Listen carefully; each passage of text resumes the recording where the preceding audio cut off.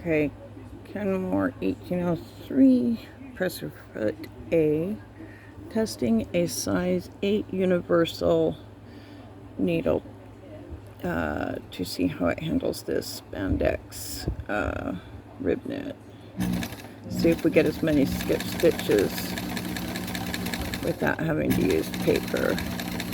And I lowered the presser foot pressure. Oh my gosh, so much better. So much better. Without having to do a roller foot, without having to do a walking foot, without having to do anything special, just because I went to a smaller needle for the spandex. See all that shiny? I don't know if you can see the shine in that spandex. That is spandex. Spandex and lycra are some of the most difficult fabrics to sew without getting skip stitches. You can see I got skip stitches when I used the roller foot earlier. They're not a ton, but so I'm not even using the Q-fit this time, so just going to a much smaller needle, size 8.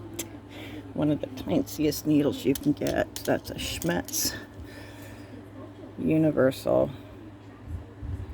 And I lowered presser foot pressure majorly, and that's just presser foot A. So the regular standard zigzag foot. You have to feed it correctly, of course.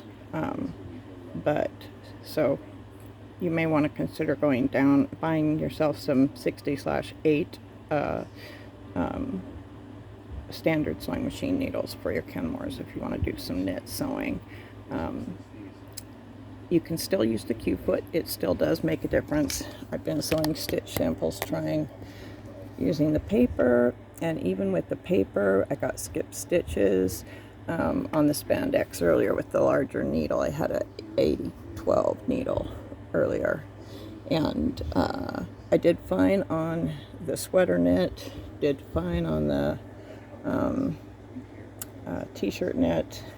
This t-shirt knit was sewn with this 60/8, sorry, not 80, 60/8 needle.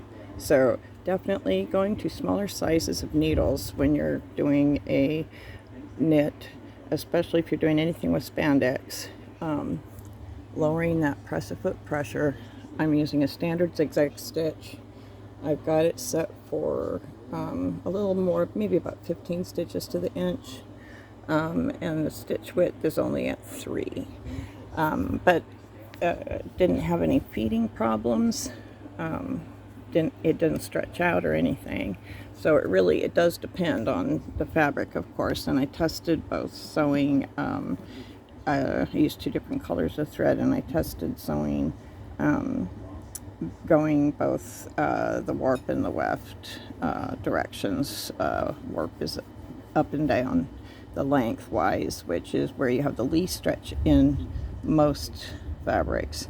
The width is where you get most, or your weft is where you get most of your stretch. But so with looser knits and larger threaded knits, you get a good stitch with just the size 80/12 needles. But to avoid the skip stitches when you get into the spandex and super fine knits, it really pays to use a smaller needle.